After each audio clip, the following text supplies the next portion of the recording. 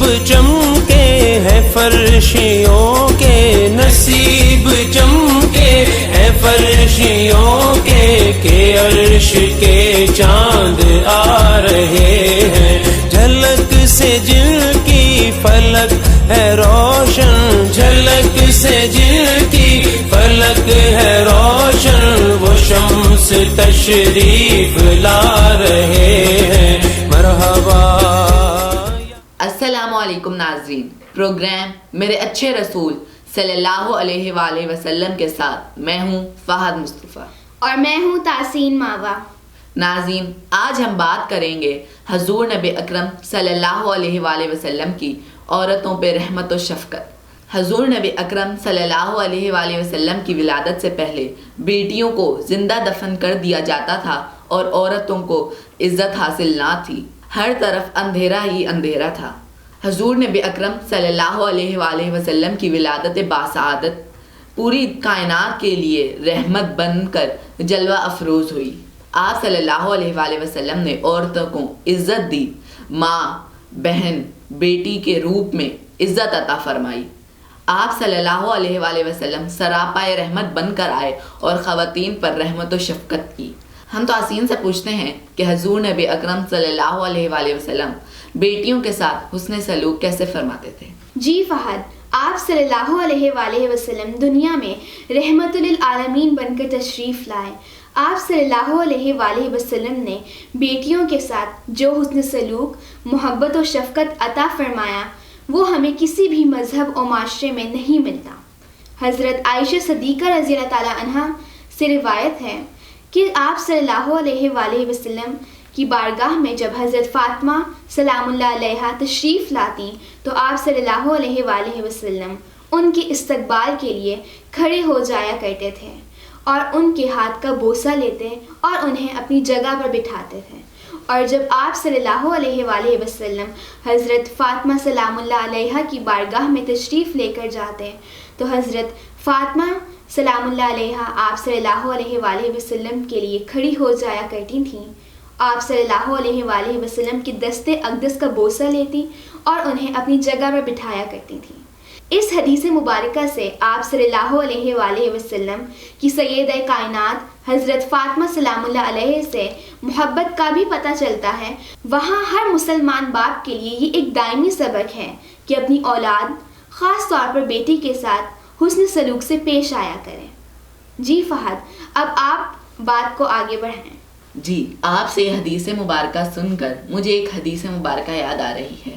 حضرت انس بن مالک رضی اللہ تعالیٰ عنہ سے روایت ہے کہ ایک دن آپ صلی اللہ علیہ وآلہ وسلم کی بارگاہ میں ایک شخص حاضر ہوا کہ اس دوران اس کا بیٹا آیا، اس نے اپنے بیٹے کو چوما اور اپنی گود میں بٹھا لیا۔ اس کے بعد اس کی بیٹی آئی، اس نے اپنی بیٹی کو اپنے ساتھ بٹھا لیا۔ آپ صلی اللہ علیہ وآلہ وسلم نے اس شخص کا یہ عمل دیکھ کر فرمایا، تم نے ان دونوں کے درمیان عدل کیوں نہیں کیا؟ یعنی جب بیٹا آیا اسے چوما اور اپنی گود میں بٹھا لیا، اور جب بیٹی آئی اسے بغیر چومے اپنی قریب چٹائی پر بٹھا لیا۔ آپ صلی اللہ علیہ وآلہ وسلم کو یہ گوارا نہیں کہ بیٹے اور بیٹیوں کے درمیان انصاف نہ کیا جائے۔ آپ صلی اللہ علیہ وآلہ وسلم نے فرمایا، اچھا ہوتا کہ تم ان دونوں کے درمیان عدل کرتے۔ جی فہد، آپ صلی اللہ علیہ وآلہ وسلم نے بیٹیوں کی اچھی پرورش، تعلیم و تربیت کرنے والے کو جنت کی بشارت دی ہے۔ حضرت ابو سعید خدری رضی اللہ تعالیٰ عنہ سے روایت ہے کہ آپ صلی اللہ علیہ وآلہ وسلم نے فرمایا، جس نے 3 بیٹیوں کی اچھی پرورش کی، اسے اچھی تعلیم و تربیت اور اس کی شادی کی، اس کے ساتھ حسن سلوک کرتا رہا، اس کے لیے جنت ہے۔ حضور نبی اکرم صلی اللہ علیہ وآلہ وسلم نے عرب معاشرے میں پائی جانے والی بیٹیوں سے نفرت اپنی تعلیمات اور اپنے عمل کے ذریعے ختم فرما دی۔ آپ صلی اللہ علیہ وآلہ وسلم کا فرمان مبارک ہے، بیٹیوں کو ناپسند نہ کرو، بے شک وہ والدین کے لیے غمخوار اور قابل احترام ہیں۔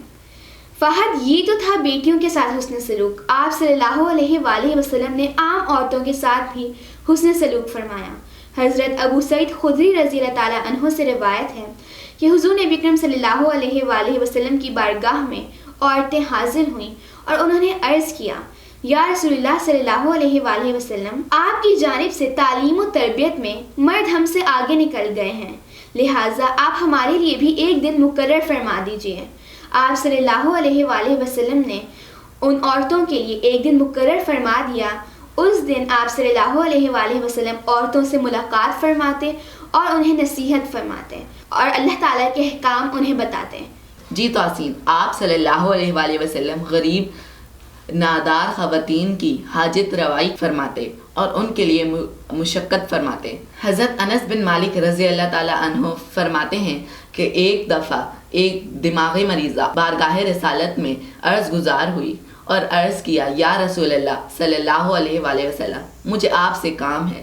آپ صلی اللہ علیہ وآلہ وسلم نے فرمایا، اے ام فلاں، جس گلی میں جانا چاہو چلو، میں تمہارا مسئلہ حل کروں گا۔ آپ صلی اللہ علیہ وآلہ وسلم اس کی باتیں سنتے اور اس سے باتیں کرتے اور اس کے مسائل کا حل بتاتے، حتیٰ کہ اس کی ضرورت پوری ہو گئی۔ آپ صلی اللہ علیہ وآلہ وسلم بیویوں کے حقوق کے بارے میں حسن سلوک کا حکم فرماتے ہیں۔ حضرت ابو ہریرہ رضی اللہ تعالیٰ عنہ روایت کرتے ہیں کہ آپ صلی اللہ علیہ وآلہ وسلم نے فرمایا، اہل ایمان میں سے کامل ترین شخص وہ ہے جو بہترین اخلاق کا مالک ہو، اور تم میں سے بہترین شخص وہ ہے جو اپنی بیوی کے لیے بہترین ہو۔ آپ صلی اللہ علیہ وآلہ وسلم گھر کے کاموں میں بھی ازواج مطہرات کا ہاتھ بٹاتے۔ حضرت عائشہ صدیقہ رضی اللہ تعالیٰ عنہا فرماتی ہیں، آپ صلی اللہ علیہ وآلہ وسلم اہل خانہ کے کاموں میں معاونت فرماتے۔ جی توسین، اب آپ ہمیں ماں کا مقام و مرتبہ بتائیں۔ جی فہد، اگر آقا دو جہاں صلی اللہ علیہ وآلہ وسلم نے بیٹیوں، بہنوں، بیواؤں اور عام عورتوں کے ساتھ اتنا حسن سلوک فرماتے تھے تو ماں کی کیا فضیلت ہوگی۔ حضرت ابو ہریرہ رضی اللہ تعالیٰ عنہ سے روایت ہے کہ حضور نبی اکرم صلی اللہ علیہ وآلہ وسلم کی بارگاہ میں ایک شخص حاضر ہوا۔ اس نے آپ صلی اللہ علیہ وآلہ وسلم سے عرض کیا، یا رسول اللہ صلی اللہ علیہ وآلہ وسلم، مجھ پر سب سے زیادہ حق کس کا ہے؟ آپ صلی اللہ علیہ وآلہ وسلم نے فرمایا، تیری ماں کا۔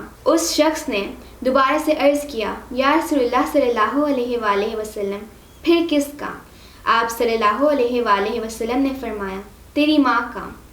اس نے تیسری مرتبہ عرض کیا، یا رسول اللہ صلی اللہ علیہ وآلہ وسلم، پھر کس کا؟ آپ صلی اللہ علیہ وآلہ وسلم نے تیسری مرتبہ بھی یہی فرمایا، تیری ماں کا۔ اس شخص نے چوتھی مرتبہ عرض کیا، یا رسول اللہ صلی اللہ علیہ وآلہ وسلم، مجھ پر پھر کس کا حق ہے؟ آپ صلی اللہ علیہ وآلہ وسلم نے چوتھی مرتبہ فرمایا، تیرے باپ کا۔ آپ صلی اللہ علیہ وآلہ وسلم کی سیرت مبارکہ نے عورت کو مجموعی طور پر وہ بلند مقام عطا فرمایا ہے جو مغربی دنیا اپنی خود ساختہ تہذیب، ترقی یافتہ کلچر کی بلندیوں پر پہنچ کر بھی آپ صلی اللہ علیہ وآلہ وسلم کے عطا کردہ حقوق نسواں اور عظمت نسواں کی گرد کو بھی نہیں پا سکیں۔ آپ صلی اللہ علیہ وآلہ وسلم نے عورتوں کے ساتھ برتاؤ، رویہ، حسن سلوک میں بھی جس نرمی، آزادی، سہولت، رحمت اور شفقت کا مظاہرہ فرمایا ہے، اس کا تصور بھی عقل انسانی اور چشم فلک نہیں کر سکتے۔ ناظرین، یہ اسلام کا وہ مزاج ہے جو آپ صلی اللہ علیہ وآلہ وسلم کی سیرت طیبہ سے تشکیل پاتا ہے۔ آج ہمیں چاہیے کہ ہم آپ صلی اللہ علیہ وآلہ وسلم کی تعلیمات محبت و شفقت سے اپنی زندگیوں کو منور کریں۔ شکریہ والسلام۔